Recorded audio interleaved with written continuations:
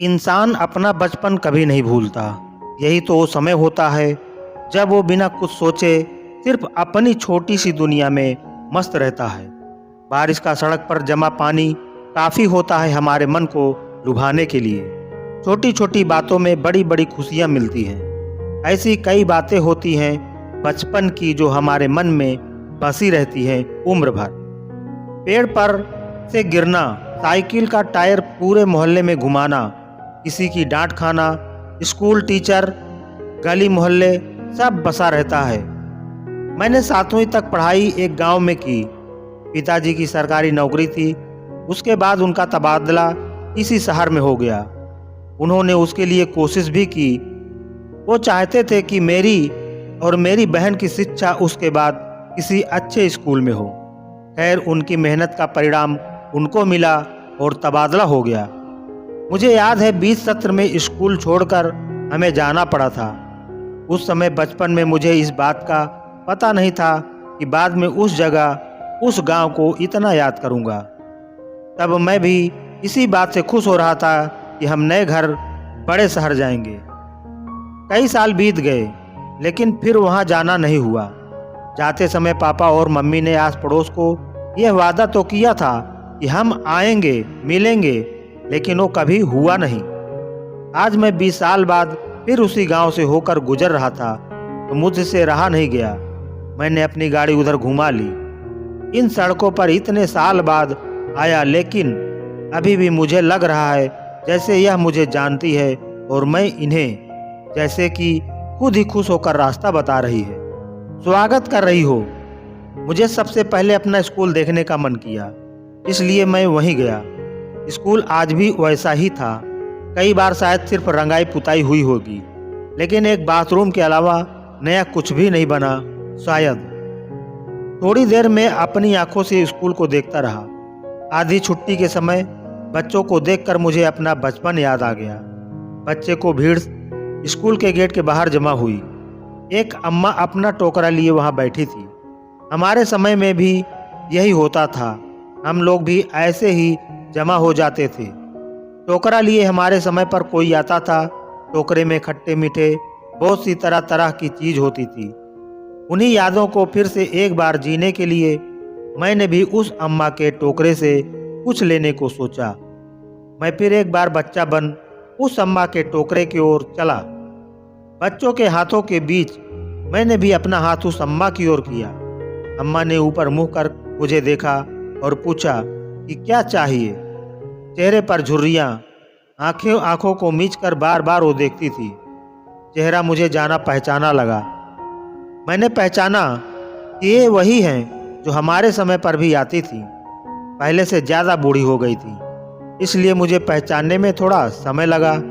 इतना समय बीत गया लेकिन आज भी यह उसी स्कूल के बाहर अपना टोकरा लिए आती हैं। यह सोचकर मुझे थोड़ा आश्चर्य हुआ। समय जैसे उनके लिए रुक गया हो। बचपन में उनसे बात नहीं की, बस जो चाहा वो लिया और खाया। आज उनको देखकर उनसे बात करने को मन किया। वो मुझे नहीं पहचानती शायद, लेकिन मुझे लगता है मैं उन्हें अच्छे से जानता हूँ। कुछ देर में इन्हीं ख्यालों में तब तक स्कूल की घंटी बजी और उनके आसपास मंडराते बच्चे वापस अपनी क्लास की ओर भागे। अम्मा भी अपनी सामान समेट रही थी। मैंने उनसे कहा, अम्मा आप अभी तक आती हैं? हमारे समय में भी आप आती थी। उन्होंने अपनी हिलती गर्दन और झपकाती पलकों से मेरी ओर देखा। कान से कम सुनता था, शायद इतना कहने पर भी उन्होंने फिर एक बार मुझसे पूछा, क्या कहा?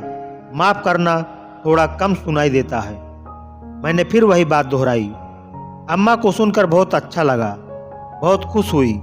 मुझसे कहा, खुश रहो बेटा, ऐसे ही तरक्की करते रहो। इतना कहकर उन्होंने मेरे सर पर हाथ रखा।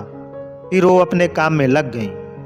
सामान समेटने में मैंने पूछा, अम्मा आप अभी तक आती हैं? आपके घर में कोई और नहीं है? अम्मा बोली, नहीं है।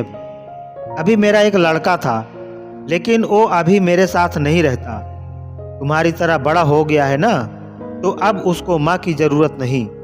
लेकिन मुझको कोई दिक्कत नहीं, वो खुश रहे बस। मेरे अब दिन ही कितने बचे हैं और ज़्यादा भूख भी नहीं लगती, तो मेरा गुजारा चल जाता है।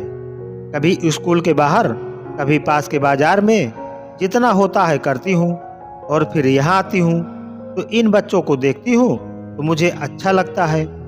अपनी बात खत्म करते ही उन्होंने कहा, अच्छा बेटा खुश रहो। इतना कहकर वो जाने लगी। इस उम्र में उन्हें देखकर मुझे ऐसा लगा कि उन्हें कोई उम्मीद नहीं है, नहीं किसी से कोई शिकायत। उनके बेटे के बारे में मैंने सोचा कि और पूछूं, लेकिन फिर मैंने यह सोचकर नहीं किया कि क्या पता उन्हें तकलीफ हो। मैंने उन्हें रोका और उन्हें कुछ रुपए देना चाहा। पहली बार उन्होंने बेमन से न कहा। मुझे पता था उन्हें इसकी ज़रूरत है। कुछ देर बाद मानी और उनके आंखों से अब आंसू आने लगे। इस उम्र यह सब देखना कितना पीड़ादायक होगा। अगर हमारे माँ बाप हमारे बचपन में हमें न संभालते, जब हम बेबस थे, तब शायद कोई बड़ा ही न हो पाता। लेकिन जब उन्हें ज़रूरत होती, तब अगर हम न उनके साथ न हों या उन्हें 2 वक्त का खाना भी न दे सके, तो इससे बड़ी कोई शर्म की बात नहीं। मुझे यह सोचकर सुकून आया कि अच्छा हुआ मैं अपने बचपन के स्कूल गया। मैं कोशिश करता हूँ हर महीने उन्हें कुछ रुपए भिजवाने की। तो दोस्तों, आपको ये कहानी कैसे लगी हमें कमेंट कर ज़रूर बताएं।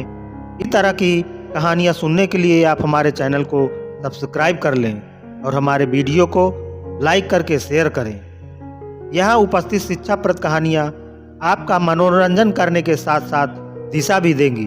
तो बने रहिए हमारे साथ हमारे चैनल पर। धन्यवाद।